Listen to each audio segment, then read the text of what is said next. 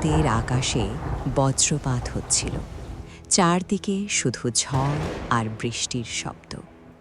সেই ভয়ঙ্কর রাতে নদীর ধারে কান্নার শব্দ শুনতে পান ধর্মপুর গ্রামের জমিদার রুদ্রনারায়ণ চৌধুরী। তিনি এগিয়ে গিয়ে দেখেন ভেজা কাপড়ে জড়িয়ে থাকা ছোট্ট এক শিশু কাঁদছে। সেই মুহূর্তে জমিদারের জীবন বদলে যায়।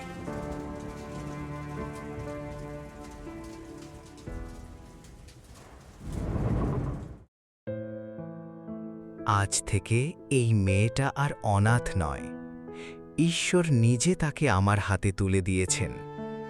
আমি জানি না এর বাবা মা কে, কিন্তু আজ থেকে ও আমার মেয়ে। যার গায়ে কেউ কষ্টের আঁচড় কাটবে তাকে আমি ক্ষমা করব না। এই বাড়িতে আমার নিজের মেয়ের মতোই বড় হবে ও। আপনি কিভাবে রাস্তা থেকে একটা অজানা মেয়েকে এনে এই বাড়িতে জায়গা দিলেন? সমাজ কি বলবে? আপনার নিজের মেয়ে মেঘলা থাকতে আরেকটা মেয়েকে এত আদর করার কি দরকার? আমি বলে দিচ্ছি, এই মেয়ের জন্যে একদিন এই বাড়িতে অশান্তি নেমে আসবে। সেই দিন থেকেই শিশুটির নাম রাখা হয় কুসুম। বছর কেটে যায়। একদিকে জমিদারের নিজের মেয়ে মেঘলা, অন্যদিকে দত্তক মেয়ে কুসুম। কিন্তু সময়ের সাথে সাথে জমিদারের ভালোবাসা বেশি ঝুঁকে পড়ে কুসুমের দিকে। কারণ কুসুম কখনো নিজের কথা ভাবত না, শুধু সবার সুখের জন্য বেঁচে থাকত। বাবা, তুমি আবার ওষুধ খেতে ভুলে গেছ। ডাক্তার বলেছে সময় মতো না খেলে শরীর আরও খারাপ হবে। তুমি শুধু সবার চিন্তা করো, কিন্তু নিজের দিকে তাকাও না। আমি আছি না বাবা, তোমার সব দায়িত্ব আমি সামলে নেব। তুমি শুধু সুস্থ থাকো। কুসুম, তুই আমার জীবনের আশীর্বাদ। নিজের মেয়েও কখনো এভাবে আমার যত্ন নেয়নি। আমি যখন অসুস্থ হই, তুই রাত জেগে পাশে বসে থাকিস। মাঝে মাঝে মনে হয় ঈশ্বর তোকে আমার কাছে পাঠিয়েছেন শুধু আমার জীবনের অন্ধকার দূর করার জন্য।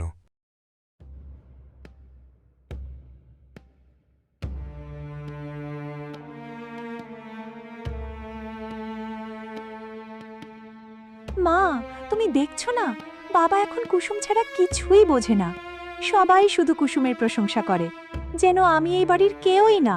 আমি জন্ম থেকে বাবার মেয়ে, অথচ একটা বাইরের মেয়ে এসে সব ভালোবাসা কেড়ে নিল। ধৈর্য ধর মেঘলা, অত বেশি ভালো মানুষের অভিনয় বেশি দিন টেকে না। একদিন না একদিন সবাই বুঝবে কুসুম আসলে কি। ততদিন ওকে কষ্ট দাও, যেন এই বাড়িতে ওর নিঃশ্বাস নিতেও ভয় লাগে।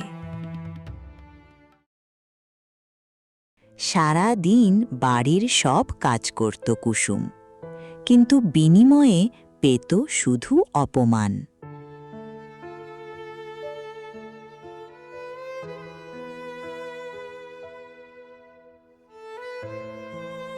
এই কুসুম, এত দেরি কেন রান্না করতে?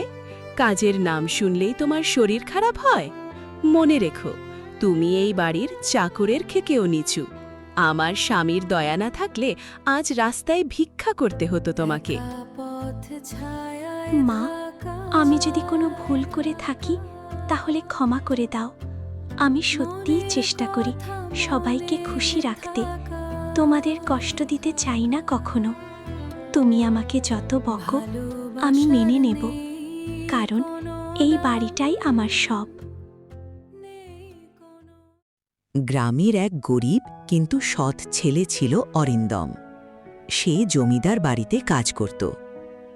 দূর থেকে কুসুমের কষ্ট দেখত, কিন্তু কিছু বলতে পারত না।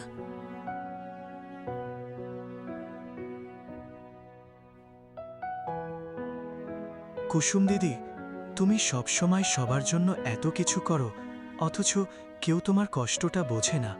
মানুষ এত নিষ্ঠুর কিভাবে হতে পারে? আমি গরিব হতে পারি, কিন্তু তোমার চোখের জল দেখলে আমার বুকটা ভেঙে যায়। অরিন্দম, তুমি এসব নিয়ে ভাবো না।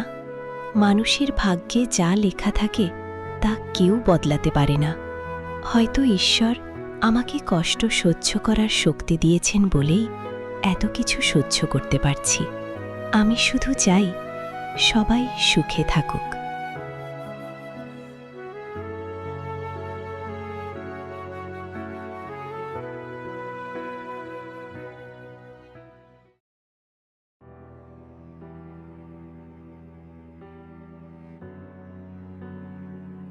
তুই মেলায় যাবি? আয়নায় নিজের চেহারা দেখেছিস? তোর মতো মেয়েকে নিয়ে গেলে সবাই হাসবে। এইবারে সম্মান নষ্ট করার জন্যই কি তোকে বাবা এনেছিল?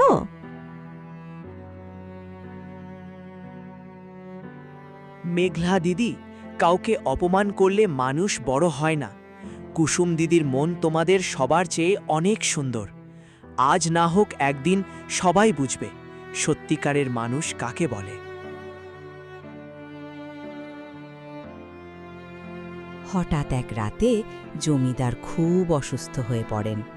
বাড়ির সবাই ভয় পেয়ে যায়, কিন্তু কুসুম সারা রাত তার পাশে বসে থাকে। কুসুম, যদি আমি একদিন না থাকি, তুই কিভাবে থাকবি? এই বাড়িতে তোকে কেউ ভালোবাসে না। আমি শুধু ভয় পাই আমার পরে তোর জীবনটা আরও অন্ধকার হয়ে যাবে। বাবা, তুমি এমন কথা বলো না। তুমি ছাড়া আমার পৃথিবীতে কেউ নেই। আমি শুধু তোমাকে সুস্থ দেখতে চাই। তোমার আশীর্বাদ থাকলে আমি সব কষ্ট সহ্য করতে পারবো। জমিদার বুঝতে পারেন অরিন্দম কুসুমকে সত্যি ভালোবাসে। তিনি ছেলেটির সততা পরীক্ষা করার সিদ্ধান্ত নেন।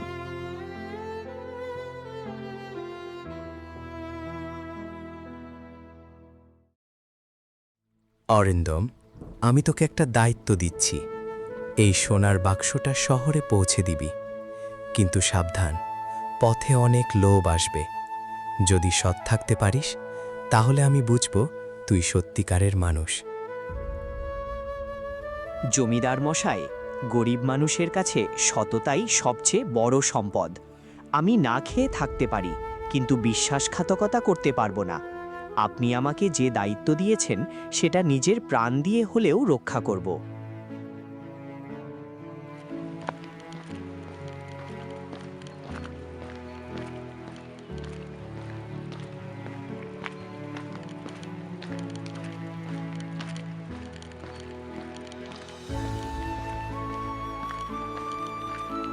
শহরে যাওয়ার পথে অরিন্দমকে ঘিরে ধরে একদল ডাকাত। তারা সোনার বাক্স ছিনিয়ে নিতে চায়। এই ছেলে, শান্তিতে বাক্সটা দিয়ে দে, না হলে আজ এই জঙ্গলে তোর লাশও কেউ খুঁজে পাবে না। এত সোনা নিয়ে বাঁচতে পারবি ভাবছিস? এই বাক্স আমার নয়, কিন্তু এর দায়িত্ব আমার। আমি মরতে ভয় পাই না। একজন মানুষের আসল পরিচয় তার টাকায় নয়, তার সততায়। তোমরা আমার শরীর শেষ করতে পারো, কিন্তু আমার বিশ্বাস ভাঙতে পারবে না।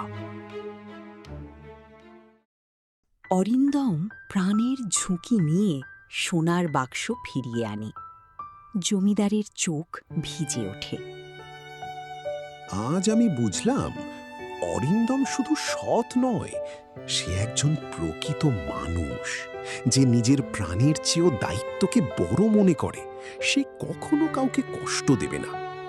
এমন ছেলের হাতেই আমি কুসুমকে তুলে দিতে চাই। অরিন্দম, আমি তোর পরীক্ষা নিচ্ছিলাম। তুই এই পরীক্ষায় সফল হয়েছিস। আমি তোর সাথে আমার মেয়ে কুসুমকে তুলিয়ে দিতে চাই। বাবা, তুমি কি সত্যি আমাকে এত বিশ্বাস করো? আমি তো কখনো নিজের সুখের কথা ভাবিনি। শুধু ভয় হয় আমার জন্য আবার কেউ কষ্ট না পায়। কিন্তু জমিদারের এই সিদ্ধান্ত মেনে নিতে পারিনি মৃণালিনী আর মেঘলা। সেই রাতেই তারা কুসুমের বিরুদ্ধে ভয়ঙ্কর ষড়যন্ত্র শুরু করে। কি হবে কুসুমের ভবিষ্যৎ? অরিন্দম কি তাকে রক্ষা করতে পারবে, নাকি জমিদার বাড়িতে নেমে আসবে নতুন অন্ধকার?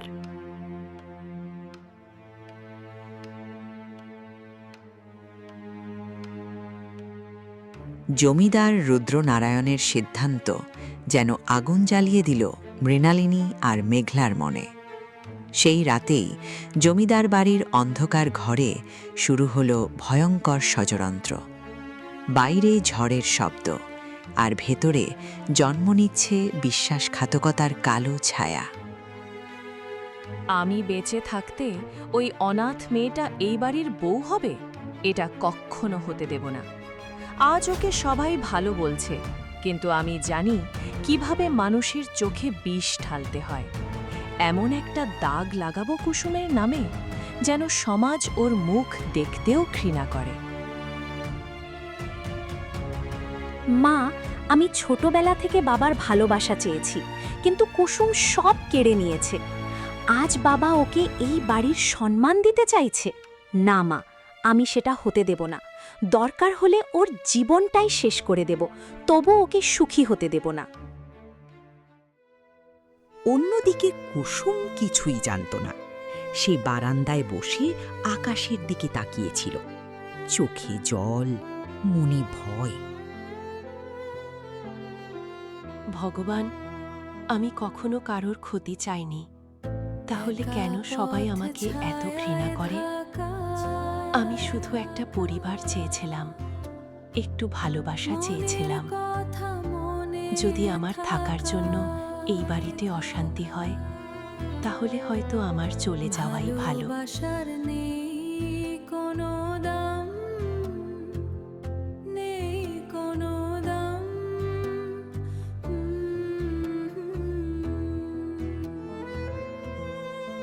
কুসুম, তুমি কখনো নিজেকে একা ভাববে না।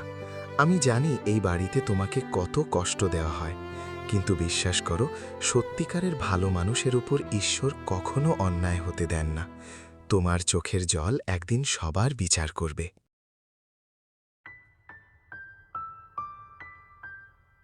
পরদিন সকালে জমিদার সবাইকে ডেকে পাঠালেন।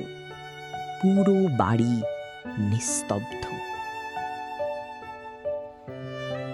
আমি বয়সে অনেক বড় হয়ে গেছি, জানি না আর কতদিন বাঁচব। তাই আমি সিদ্ধান্ত নিয়েছি, আগামী পূর্ণিমার দিন কুসুম আর অরিন্দমের বিয়ে হবে।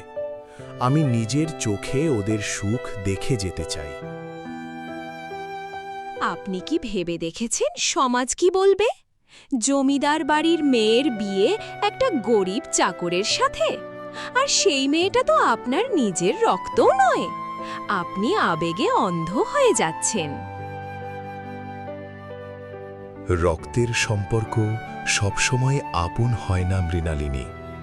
মানুষকে আপন করে তার ভালোবাসা আর চরিত্র। কুসুম আমার নিজের সন্তানের থেকেও বেশি দায়িত্ব পালন করেছে, আর অরিন্দম প্রমাণ করেছে সে একজন সৎ মানুষ। এই সিদ্ধান্ত আর বদলাবে না। খবর ছড়িয়ে পড়ে পুরো গ্রামে। কেউ খুশি, কেউ অবাক, কিন্তু বেশিরভাগ মানুষ কুসুমের জন্য আনন্দিত ছিল। ঈশ্বর সব দেখেন বাবা।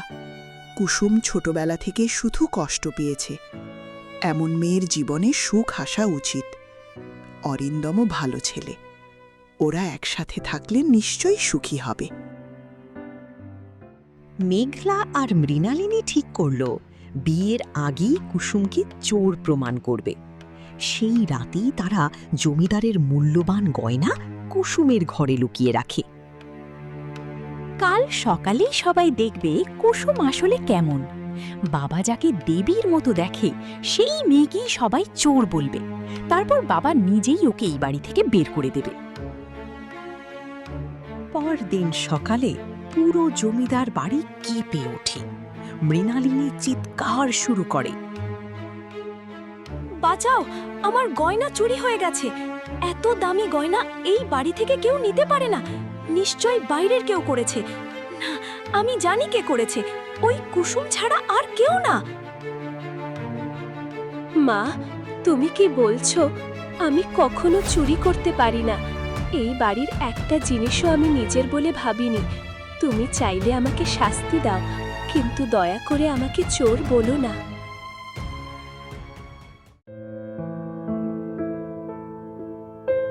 সবাই যখন কুসুমের ঘর তল্লাশি করছিল তখনই বেরিয়ে আসে সেই গয়নার বাক্স। পুরো বাড়ি স্তব্ধ হয়ে যায়। কুসুম, আমি কি তাহলে এতদিন ভুল মানুষকে বিশ্বাস করেছি? বল মা, সত্যি করে বল, তুই কি এই কাজ করেছিস? বাবা, আমি শপথ করে বলছি আমি কিছু জানি না। তুমি যদি আমাকে বিশ্বাস না করো তাহলে আমার বেঁচে থাকার কোনো মানে নেই। আমি সব হারাতে পারি, কিন্তু তোমার বিশ্বাস হারাতে পারবো না। জমিদার মশাই, আমি কুসুম দিদিকে চিনি। সে নিজের ক্ষুধা লুকিয়ে অন্যকে খেতে দেয়। এমন মেয়ে কখনো চুরি করতে পারে না। এখানে নিশ্চয়ই বড় কোনো ষড়যন্ত্র হয়েছে। অরিন্দম চুপচাপ তদন্ত শুরু করে। হঠাৎ সে দেখে এক চাকর ভয় পেয়ে লুকিয়ে কোথাও যাচ্ছে। সত্যি কথা বল, কে তোকে টাকা দিয়েছে? কেন কুসুম দিদির ঘরে গয়না রাখলি? যদি মিথ্যা বলিস তাহলে আজই সব গ্রামের সামনে তোকে দাঁড় করাবো। আমাকে মাফ করুন দাদা, আমি গরিব মানুষ। মেঘলা দিদি আমাকে টাকা দিয়েছিল। উনিই বলেছিলেন কুসুম দিদির ঘরে গয়নাগুলো রাখতে। আমি ভুল করেছি, লোভে পড়ে গিয়েছিলাম।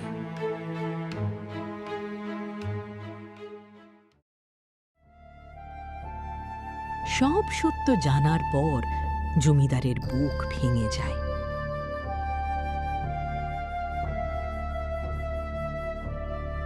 আজ তোমরা শুধু কুসুমকে অপমান করনি, আমার বিশ্বাসকেও হত্যা করেছ। যে মেয়েটা শুধু জীবন জুড়ে ভালোবাসা দিয়েছে তাকে তোমরা চোর বানাতে চেয়েছিলে। আজ আমি সত্যিই লজ্জিত। বাবা, আমি ভুল করেছি। আমি শুধু তোমার ভালোবাসা চেয়েছিলাম, কিন্তু হিংসা আমাকে অন্ধ করে দিয়েছে। আমি বুঝতে পারিনি কখন আমি এত খারাপ হয়ে গেছি। বাবা, ওদের শাস্তি দিও না। মানুষ রাগ আর হিংসার কারণে ভুল করে। আমি কাউকে হারাতে চাই না। এই পরিবারটাই তো আমার সব। যদি সত্যিই আমাকে ভালোবাসো তাহলে সবাইকে ক্ষমা করে দাও।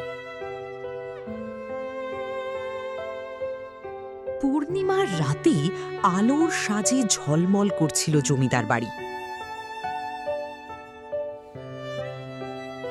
অবশেষে কুসুম আর অরিন্দমের বিয়ে হলো। আজ আমার সবচেয়ে বড় স্বপ্ন পূরণ হলো। কুসুম, তুই শুধু আমার মেয়ে না, তুই এই বাড়ির আশীর্বাদ। আর অরিন্দম, আজ থেকে তুই শুধু জামাই না, আমার ছেলে। আমি প্রতিজ্ঞা করছি জমিদার মশাই, জীবনের শেষ দিন পর্যন্ত কুসুমকে কখনো কষ্ট পেতে দেব না। ও এতদিন শুধু দুঃখ দেখেছে, এবার আমি ওর জীবনে শুধু সুখ এনে দিতে চাই। যে মানুষ অন্যায়ের বদলে ভালোবাসা বেছে নেয়, ঈশ্বর একদিন তার জীবন সুখে ভরে দেন। কুসুমের চোখের জল একদিন তার সবচেয়ে বড় শক্তি হয়ে দাঁড়ালো, আর হিংসা শিখিয়ে দিল ভালোবাসার কাছে কোনো অন্ধকার টিকতে পারে না।